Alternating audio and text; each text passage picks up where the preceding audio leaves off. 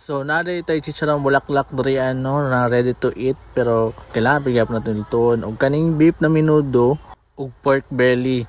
Pero kani ding pork belly no nato na din nang gilapwaan daan kay para mahumok ug ato din na siyang ilitsong kawali. So familiar naman mo no kung sa lutoon. So magluto day ta og paris ni mayok. So ako na po rin yung gipabukalan daan ang karni sa baka no. Una po rin tayo ahos dere, paminta, sibuyas o ganing star anise. So pag mabukal na gani ang inyong beef, naman dyan magluto-luto ng mga excess oil. So kailangan na ito ni kwaon kay dirty. Charot lang, dili bitaw na mayo sa itong health no. So ato dyan ng kwaon tanan guys.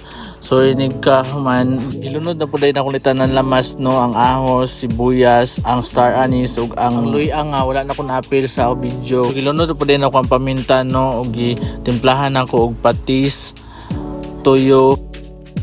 Ug ako na po dahil siyang gisagulan og oyster sauce. So pag mahamanan ni magtimpla tanan guys, ato lang din ni imikos-mikos no. Ug ato lang ni pasagdan hantod malata ang karni. So almost 4 hours din ako nagipabukalan ng karne guys no para melt on your mouth jud ang kalamian ni.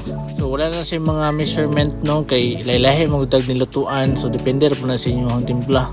So after 23 years no naluto na jud ang ato ang kuan. So ato sa siyang gibutangan og sugal gamay, gibutangan po nato og cornstarch para malapot ang iyang sabaw.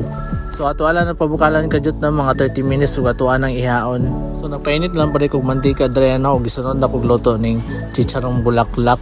So salamat dahil sa inyo permi support guys no labaw na kay Ate Princess Kaling dili mo kaon og porky. So ay sorry te. So ako na po rin yung gihaon guys no kay luto na kay siya og crispy na pud kayo og ako na po rin yung gisunod ning pork belly. Nya ato apong takluban kay para dili magpisik-pisik.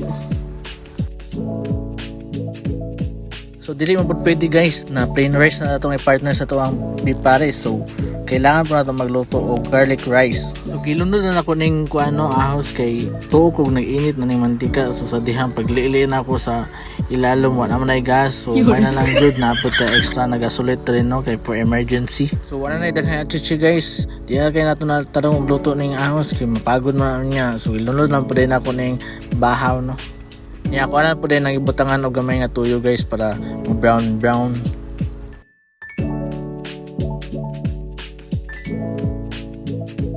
So yun yung mga nag-slice na po na ko ng mga pork belly no.